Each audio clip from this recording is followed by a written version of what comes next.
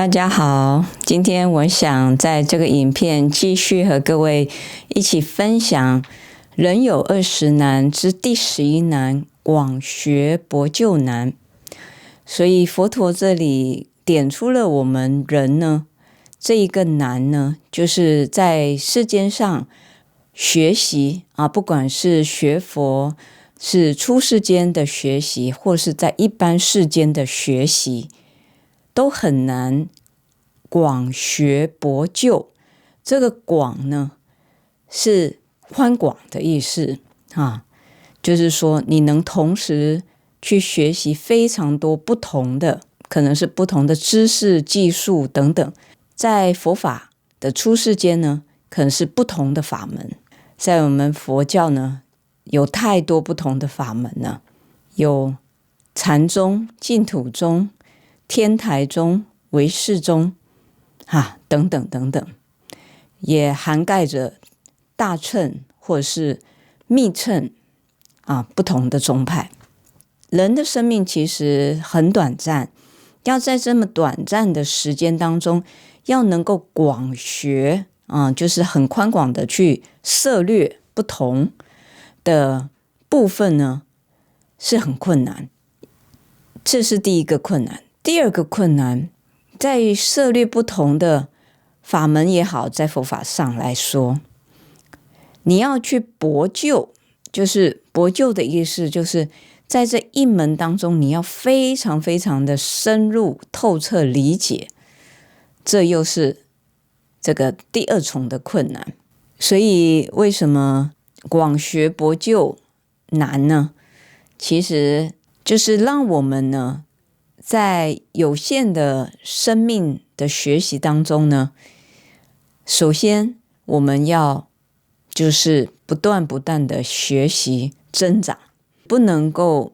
自满现状，学到了一些呢，就已经以为是全部了。有一部佛经叫《维摩诘经》，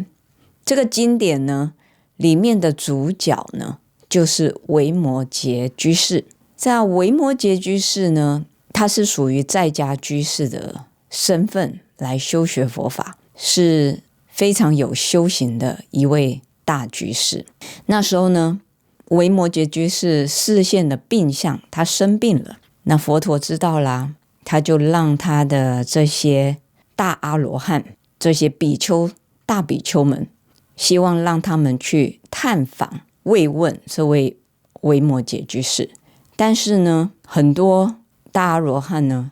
心生畏惧，不敢。但是呢，在经文里面有提到一个环节，就是须菩提须菩提这一位阿罗汉呢，也是佛陀的大弟子之一，他是解空第一。解空呢，就是知解空性第一人，除了他就是他了，没有别人能够超越他对于空性的理解。那须菩提他去探访维摩诘居士的时候他就问了所谓这个布施波罗蜜多这样子的一个问题。那须菩提他很有自信的去解说他对布施的这个空性的理解。布施嘛，布施是6度波罗蜜其中的第一度，叫布施波罗蜜。那波罗蜜呢，就是代表是他不只是在做这个布施这个善行，里面涵盖的是波罗蜜。波罗蜜的意思就是代表是甚深智慧的意思。维摩诘居士呢，就解释了所谓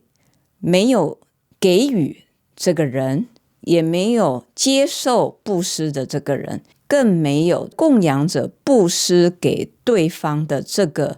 物件。所以我们常常听到就是有一句叫三轮体空要到达这样的一个境地。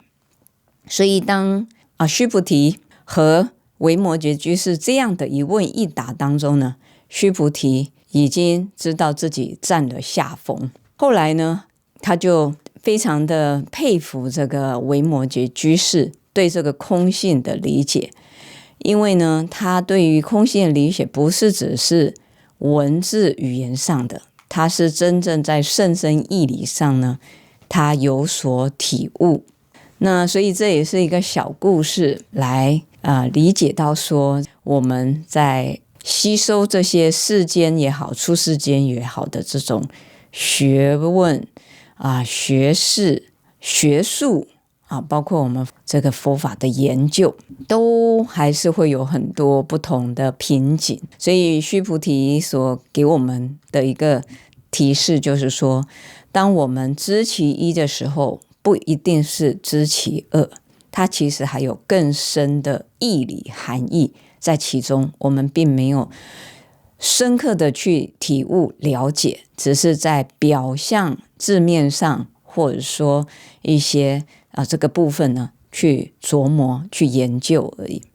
所以这个维摩诘居士和须菩提这一位大阿罗汉，他们在提及布施的功德的时候，维摩诘居士就提到说，真正的布施是无住布施就是我刚刚提到的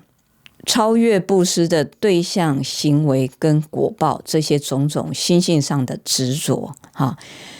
须菩提虽然他是在这个理论上他是明白，但是他内心呢并没有完全放下真正对这种功德的执着。所以在佛法我们也很多不同的法门，也有人问我说，师父，佛法这么浩瀚如大海一般，我们学佛的人到底要怎么样去切入、去深入、去学习，才能够得到甚深的法乐跟法益呢？确实在我们佛法来说呢，有三藏十二部经，有不同的派别的这些论点佛典，佛陀所开示的佛经也好，或是传承祖师的论点也好，太多太多了，真的是很难很难去要做到能广学博究这一点确实有点困难。但是我相信呢，我们如果能够以对我们修行的习气，或是我们内心的种种的执着这些能够有所对治的法门呢，我们就应该要去多去了解，多去追求，多去探索，多去听闻。听闻了之后呢，不代表我们完全透彻的理解这些佛法的概念性的理论，而我们真正要进一步，就是跳脱这文字语言上，我们要去开始去实践，去体悟佛陀所告诉我们的智慧，要把这些经典要内化深化在我们的身心相续当中。身心相续就是分分秒秒，就是以佛法正法为依准依据来过我们的日常的生活，让我们的生命呢更凸显它的意义跟价值。我们在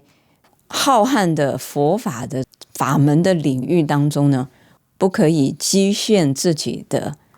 不同，因为法门其实他们没有高下高低分别，而是因为我们众生有太多不同的根基，不同的背景种种，所以是因为这样的原因呢，才衍生有不同的法门。那我们也不能够去说我什么都不学，我只学一个法门这也是有所偏颇的因为我们在学习佛法的过程当中呢，就像小朋友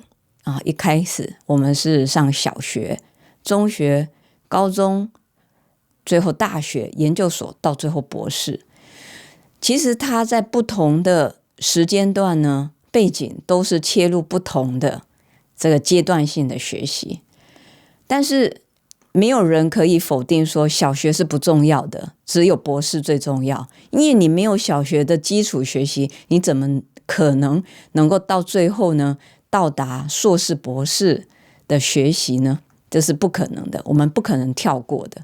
所以我们应该呢以包容的心自己内心是敞开的心去学习不同的法门啊，能否是非常的深入理解呢？也看待每个人自己在修行上的下这个功夫这个叫心地的功夫。